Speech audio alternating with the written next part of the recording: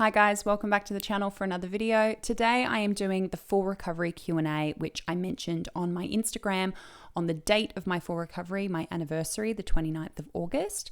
And you asked me over 100 questions about what full recovery is, what it has been like for me, how I experience sort of diet culture, etc., being fully recovered, and sort of what it took for me to get to a place of full recovery. So the biggest promise I'm going to make is that I'm going to try to answer as many of them as I can, but there were a few double ups, a few consistent themes with what you're asking, so hopefully we can get through most of it.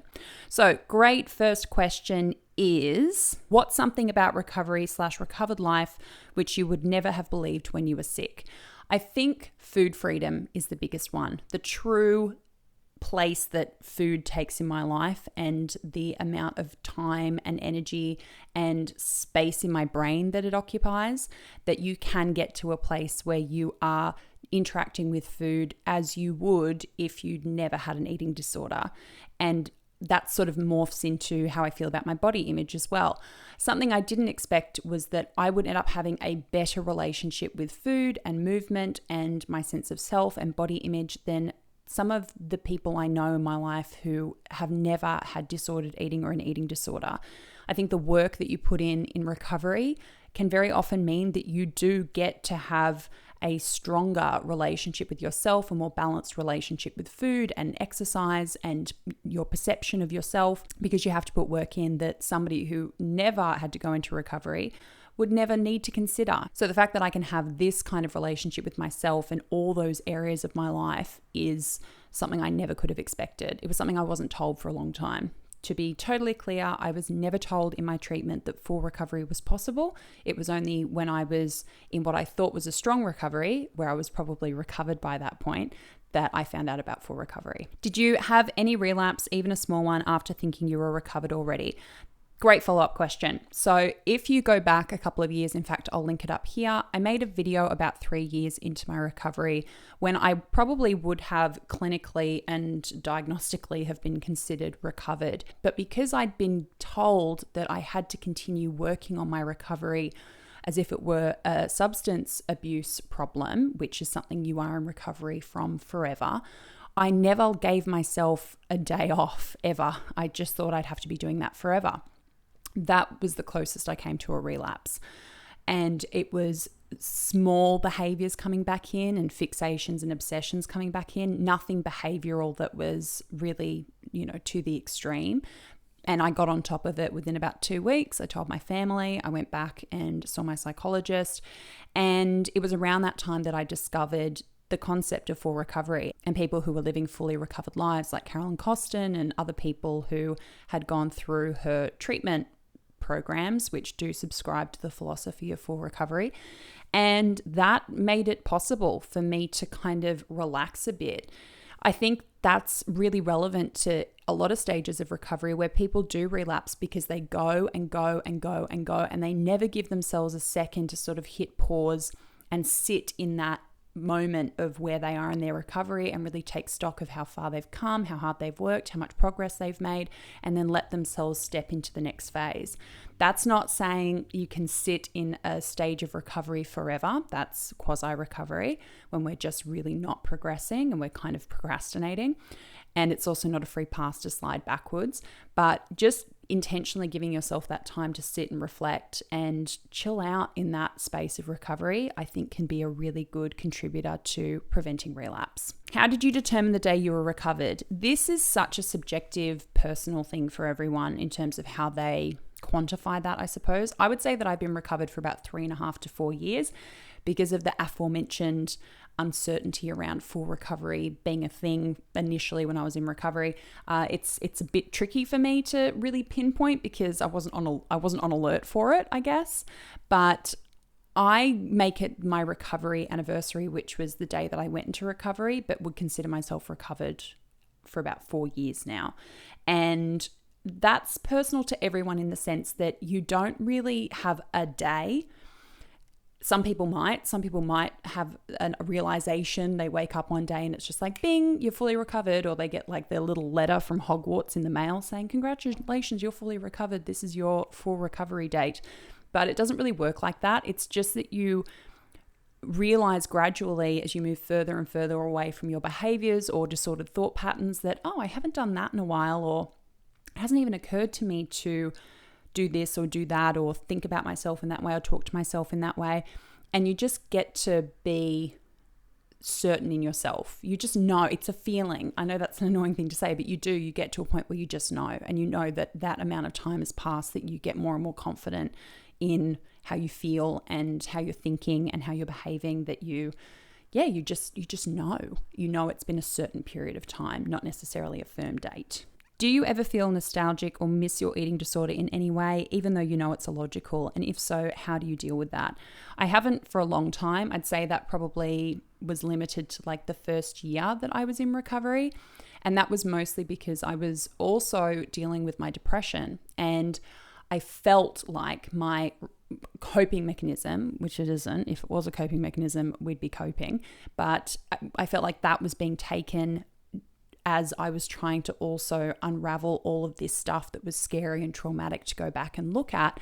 And I just wanted something to keep me held together. And it was just realizing over time that not only had it not kept me held together, it had contributed to my depression in a major way. It worsened everything. It never fixed anything. It never made it better. It never gave me real solutions, and it just contributed to my decline. But that is a very normal thing to feel grief for your eating disorder, to feel like you are missing a companion or someone or something that protected you. And that's something that you really need to unpack in your recovery by really looking at the true function of your eating disorder, not the feeling of it. Your eating disorder can give you the feeling of control. That does not mean it's giving you the function of it. Your eating disorder can give you the feeling of comfort. That does not mean it is giving you the function of it. Feeling is not function. Is it what you expected, or is it better?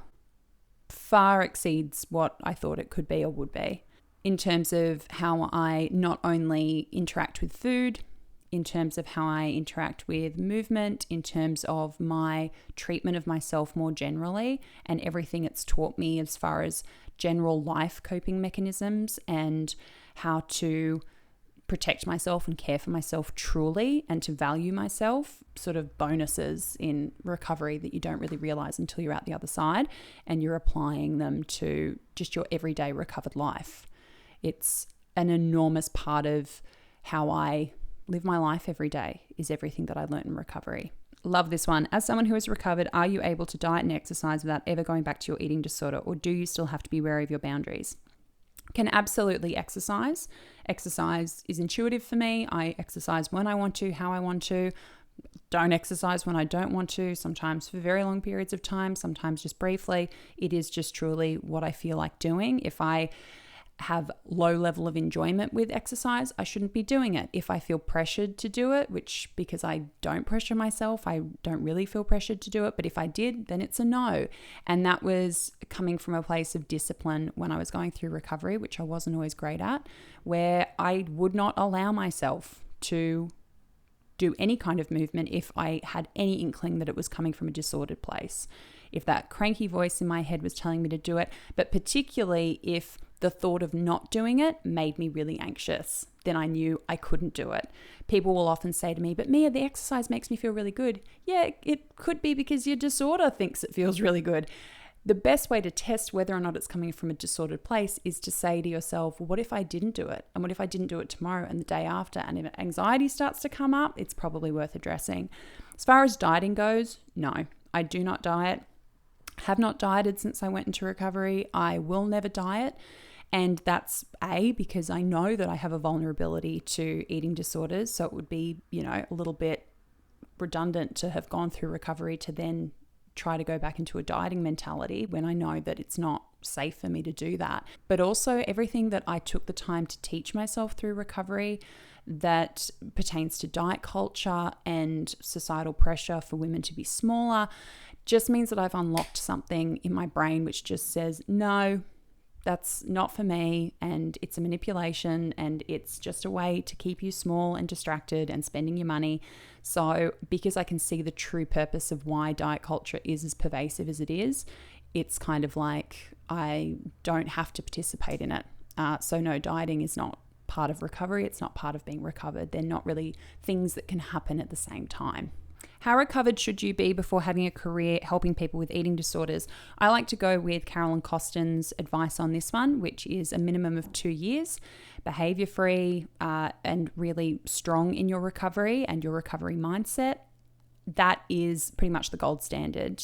Carolyn is a giant in this field, so she has also, worked with and trained therapists and coaches who are recovered and has witnessed how important it is that people are that far along in their journey. And if that's where she pinpoints it, I fully trust that opinion.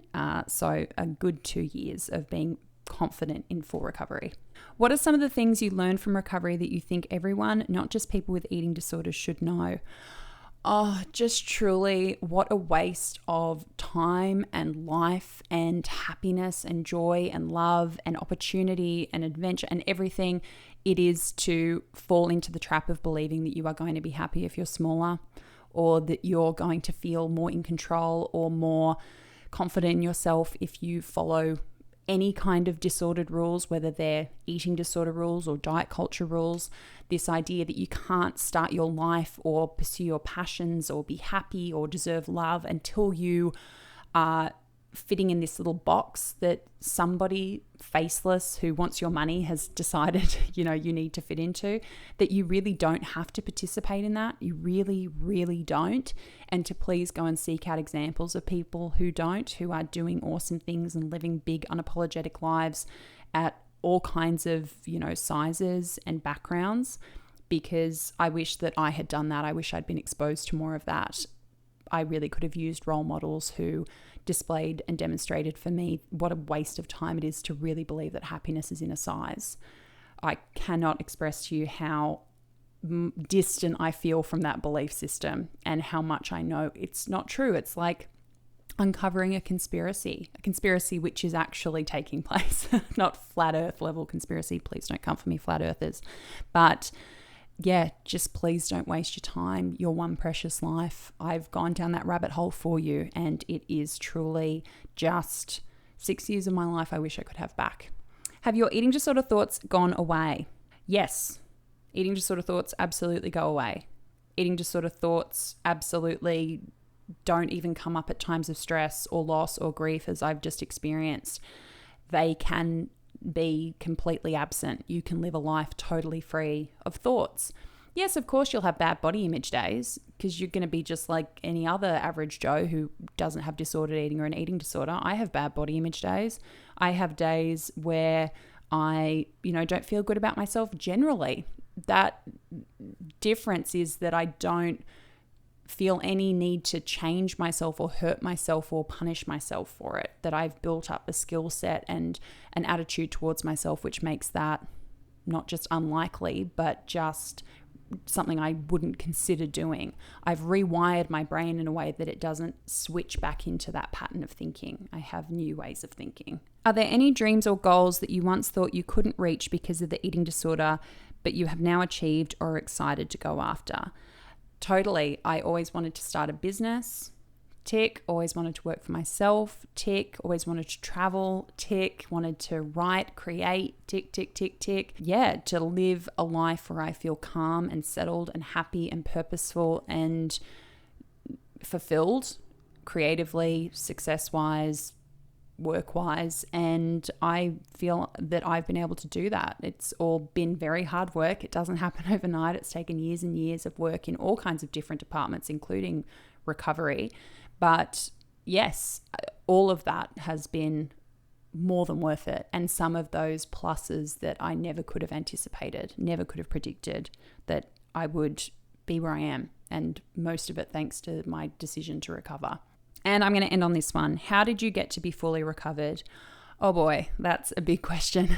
The key one being the treatment that I was lucky enough to access, privileged enough to access, that I encourage you guys to access if it is an option for you, to grab that opportunity, hook, line, and sinker, and give it everything that you've got. It was also the love and support and kindness of not just my loved ones, but total strangers on the internet. It was the fact that I live in a part of the world where this was even possible for me to get better. All of those things are true. I'd also credit it to the fact that both online and in real life, I surrounded myself with influences from people who had gone before me, who had done this, who'd walked this path, who were safe, responsible examples of what full recovery could look like, or even just what recovery looked like initially. Opening myself up to influences like The Beauty Myth by Naomi Wolf and other resources relating to diet culture that helped me to open my eyes to all my broken belief systems about my body, other bodies, what my value was, what my worth was. And a big part of it was waking up every day and doing it. I know we probably get sick of hearing that, just do it, just do it, just do it. But truly, even on the days when I didn't believe it, even on the days when I had no motivation, doing it and making that one choice to get a bit closer or to stay where I was or to go backwards made getting to full recovery that little bit more achievable for me and made it happen that little bit faster. It is being committed. It is being determined. It is giving it your all. Is learning how to be kind to yourself, how to be compassionate with yourself, and being forgiving of yourself when you struggle to do all those things. Full recovery is the greatest gift of my life. It is one of the hardest things I have ever done. It is without a doubt the best thing I have ever done. It has given me more than I ever could have imagined, and I hope the same for all of you. So I'm going to say to you guys what I would say to Mia on day one in recovery. Please get up. Please keep going. It is absolutely going to be beyond worth it in ways you can't even conceive of yet. It's not going to be easy. It's not going to be perfect. You will look back one day and it will astound you that life ever could have been any different from this and how different it could have been in the worst possible ways. Thank you for all your questions, guys. Come and find me on Instagram and Twitter under What Mia Did Next. I will see you here next Wednesday with another video. Come and listen to the latest episode of the podcast. All of those links are below over on Apple Podcasts, Spotify, and SoundCloud. There are also a couple of tickets left to my body neutrality workshop starting this coming Monday, the 16th of September. It's a full week online workshop where you will get a 1-hour presentation taking you through all of the specific concepts and tools and skills. You'll also have access to a forum, a private forum for 5 days where I'll personally be coaching you through a workbook which is personalized to you. And it's truly one of my favorite pieces that I've ever worked on and brought to different groups who have left the most amazing testimonials. Yeah, there's only a couple left. Would love to have you along for the week. It's one of the joys of my work is that workshop and hearing from people down the track, months down the track, saying what a difference it has made to their lives and how they relate to their bodies, how they see themselves in the world, and how they value themselves. So hopefully I will see you there. I will see you guys next week. Bye.